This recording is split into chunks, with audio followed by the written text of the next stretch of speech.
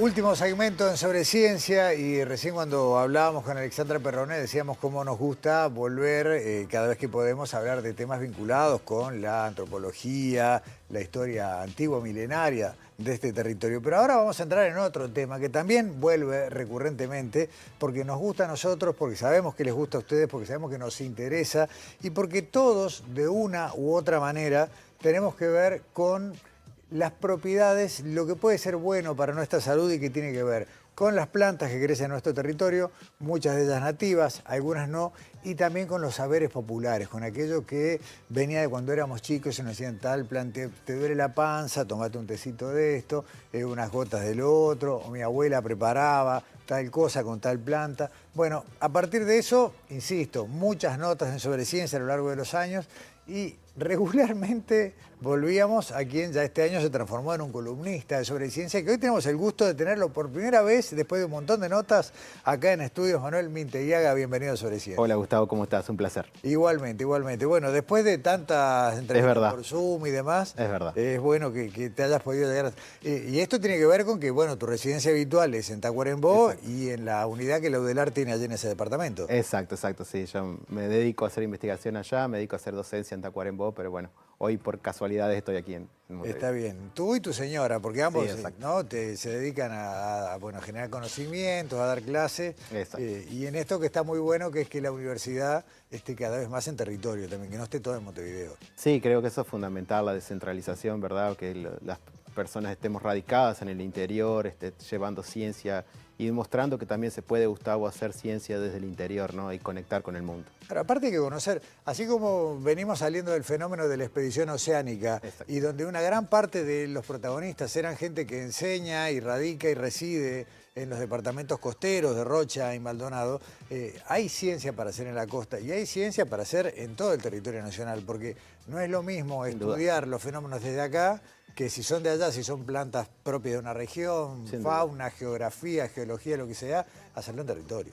Sin duda, y aparte en el caso nuestro, digamos, la flora, la mayor diversidad de flora justo está en la región noreste, Tacuarembó, Rivera, Cerro Largo, entonces realmente estar en territorio y poder colectar las plantas in situ es, creo, lo mejor, ¿verdad? Manuel, siempre ha sido una constante en nuestras charlas hablar de los conocimientos ancestrales sobre la flora, y yo a veces tiendo a decir flora nativa, no en todos los casos es nativa, aunque casi siempre lo es. Exacto. Y lo que la ciencia ha venido a decir, ¿están más presentes estas costumbres, estos saberes en el interior y allí en el norte? Sí, sin dudas. El saber tradicional, digamos, está muy asociado también con la cultura propia de cada lugar. Y se han identificado en la región noreste particularmente el componente indígena es bastante importante, hay estudios genéticos que lo han mostrado. E incluso hay formas, Gustavo, de consumir plantas medicinales que no están presentes en el sur del país. Por ejemplo, la masticación. Bien, entonces, por ejemplo, algunas plantas medicinales directamente se mastican y se coloca como la coca directamente en la boca. Entonces es algo que está presente en el noreste del país y no en otros lugares. ¿Cuál sería un ejemplo nuestro de ese tipo de consumo? ¿Qué plantas se consumen así? Bueno, por ejemplo, carqueja es uno de los típicos ejemplos, también algunas otras plantas o algunos otros árboles medicinales que se colocan como un bolo. No sabía, mirá, y carqueja, yo que soy usuario de... Sí, exacto. Y siempre la tengo en el mate. ¿Cuáles son los riesgos de esto, Manuel? Porque generalmente uno habla de un conocimiento ancestral que viene de muchos miles de años atrás, que a veces se generó acá, a veces viene de otras áreas donde la planta está presente. Sin embargo, no siempre la ciencia demuestra que estos saberes eran correctos. Y la última vez que conversamos contigo, tuvimos un ejemplo, ¿no? Sí, bueno, en este espacio, Gustavo, siempre hemos apelado a que las personas, a la no automedicación, ¿verdad? Esto es importante, y a siempre, digamos, hacer el conocimiento, digamos, hacer la aplicación con conocimiento, ¿bien? Existe una tendencia que es la de los médicos fitoterapeutas, que realmente es una profesión, Gustavo, realmente consumir plantas medicinales debería ser con asesoramiento médico, ¿tá? Esto creo que es importante destacarlo. Y que no perder de vista, Gustavo, que las plantas medicinales son medicamentos. ¿Okay? Y como medicamentos que son, hay que tener los cuidados que se tienen con cualquier medicamento, digamos. Ahora, me imagino que quienes están mirando esta conversación dirán, bueno, pero ¿cómo hago yo para saber si el médico con el que estoy tiene conocimiento, ¿no? de fitoterapias, de realmente de propiedades. Es un campo que todavía está por trabajar bastante. Sí, sí, de hecho hay varias sociedades, ¿no?, donde hay cursos específicos y las personas, es algo que está en plena investigación. Incluso hay una sociedad latinoamericana de fitomedicina, incluso una sociedad uruguaya de fitoterapia, ¿bien? Pero es una rama médica, digamos, que la contribución científica está todavía por desarrollar. Siempre resulta sorprendente cuando aparece algún estudio, algún paper, alguna publicación que viene a confirmar cosas que, pero esto ya lo sabía mi abuela, ¿no? Exacto, exacto. Si bien hay mucho campo por recorrer, se ha avanzado mucho en estos últimos tiempos. Se ha avanzado mucho en la investigación, es como hay una tendencia al retornar a lo natural y sobre todo la aplicación de cosas como lo que se llama el fitocomplejo, a entender que realmente la acción medicinal a veces no radica en un único compuesto, sino radica en la sinergia entre los determinados componentes de las plantas. Bien, y eso, por ejemplo, es una diferencia cuando tú tienes un tratamiento alopático, donde te dan un solo componente para combatir una enfermedad. Acá en este caso las plantas medicinales suelen tener un complejo de componentes que son justamente lo que le dan la actividad.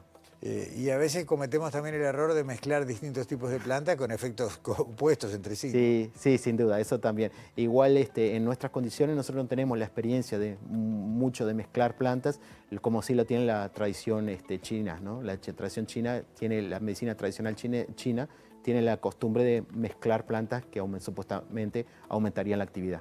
Esto que te voy a preguntar no es científico, sino de la observación tuya del entorno, de la gente con la que convives. ¿Cuáles son los 2 o 3 yuyos que más se consumen en el interior? Bueno, carqueja, Marcela, seguro, y después el tercer puesto, bueno, puede ser algo que no es nativo, como el chantén, caléndula también es bastante consumida. Bueno, estas serían como las plantas.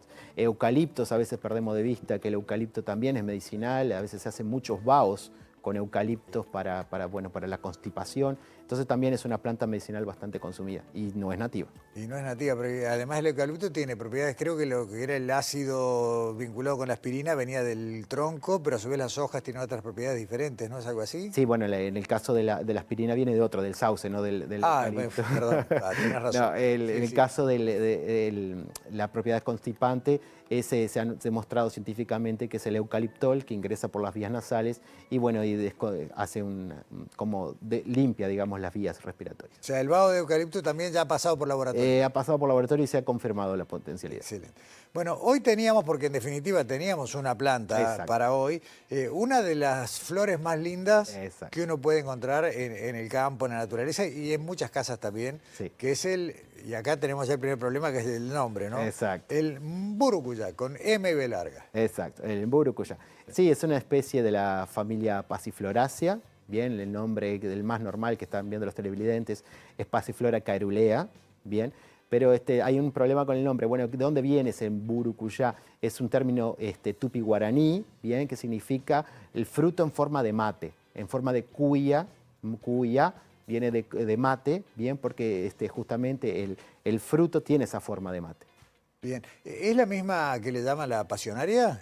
Sí, bueno, las pasionarias se llaman a cualquiera que tiene este tipo de flor, como lo están viendo. Los primeros conquistadores que vinieron a estas tierras vieron en esa flor una resemblanza del martirio de Jesucristo. Entonces veían los clavos, veían la corona de espinas, entonces la relacionaron con la pasión de Cristo. Bien, acá estamos hablando de propiedades que están en la flor, en el fruto, en las hojas, ¿en dónde?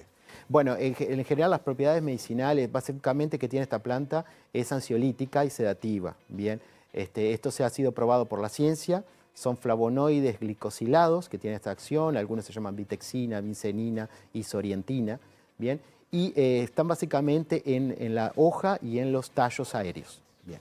Ok, después tenemos el fruto que se utiliza para fines comestibles y también, bueno, su potencial ornamental. Pero en general las flores no se utilizan en endomedicina.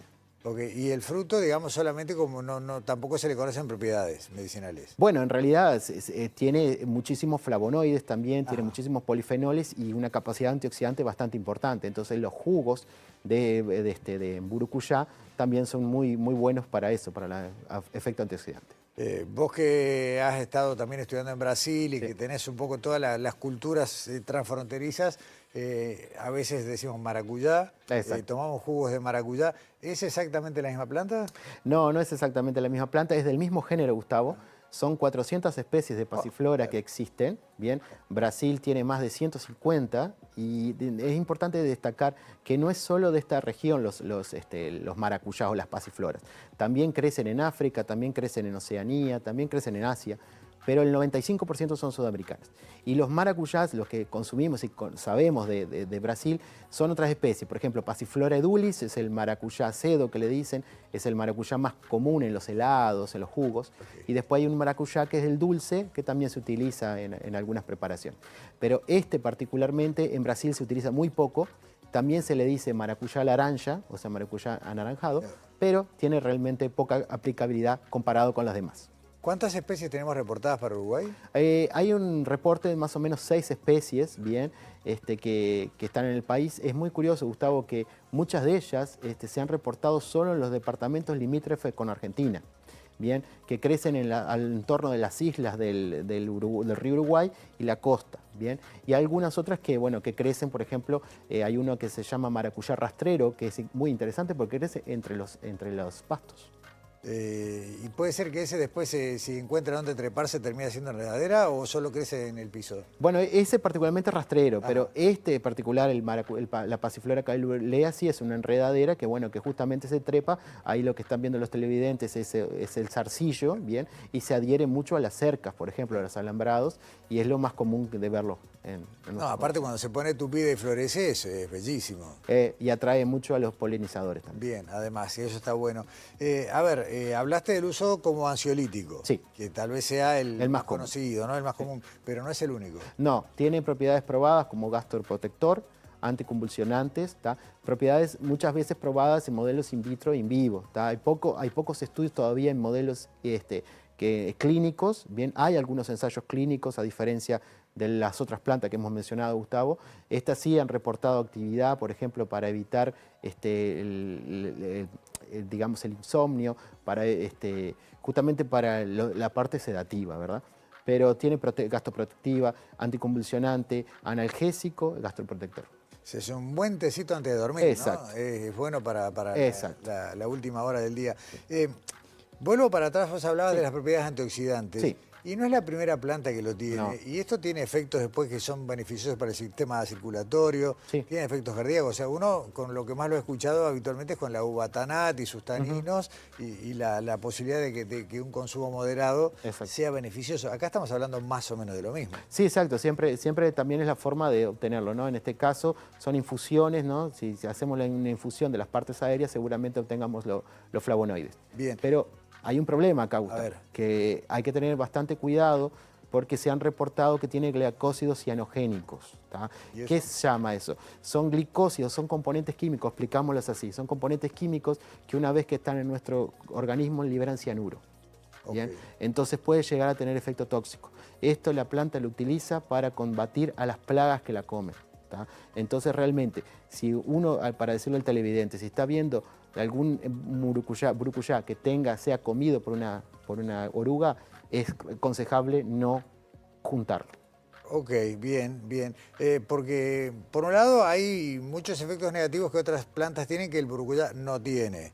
Pero acá hay que tener entonces precaución. Sí, precaución sin duda, se han demostrado la presencia de estos componentes, sin embargo está también presente esta especie en la farmacopea argentina y eso es bueno decirlo, ¿tá? Entonces que reconociendo las propiedades sedativas, pero realmente los estudios de toxicidad hasta ahora son muy incipientes. Hay cápsulas también, ¿no? Hay cápsulas, exacto, muchas veces compuestas por más de una planta medicinal. Bien, Gustavo, por ejemplo, es muy normal combinarla con melisa officinalis, bien, que conjuga el efecto sedativo, ansiolítico con el efecto gastroprotector. Entonces eso es bastante beneficioso. Bien, con cierta precaución como todo y Exacto. en la medida de lo posible asesorados por profesionales. Exacto. El burucuyá, por lo visto, es una de esas plantas potentes que tenemos en el territorio. Sí, sin duda, y de la que necesitamos mucho más conocimiento científico, Gustavo, porque conocimiento específico de química a lo largo del territorio nacional todavía está ausente. Está bien. Manuel, se nos voló el tiempo y como siempre nos deben haber quedado un montón de cosas para Sin decir, duda. pero yo no quiero que te vayas sin darte, porque ahora sí que estás en persona, Exacto. un presente Bueno, por los 5 muchas años gracias. sobre ciencia, de Ística Objetos, los tecitos que saldrán acá, ¿no? No, impresionante. La taza de Ística Objetos. Estamos muy cerca de completar la 5ª temporada de Sobre Ciencia y bueno, la gente de Ística... Muchas gracias a la esta gente de serie. Y bueno, está bueno saber que va a viajar para Tacuarembó también. Sí, y que va a tener historia para contar seguramente. Muchas plantas pasarán por la taza. Gracias, Manuel Miteguera. Por favor. Nos vemos por Zoom antes que termine el año. Exactamente, nos vemos por Zoom antes, con otra especie. Cerramos Sobre Ciencia, hasta acá llegamos entre Ciudad y nos vemos, por supuesto, acá la semana que viene.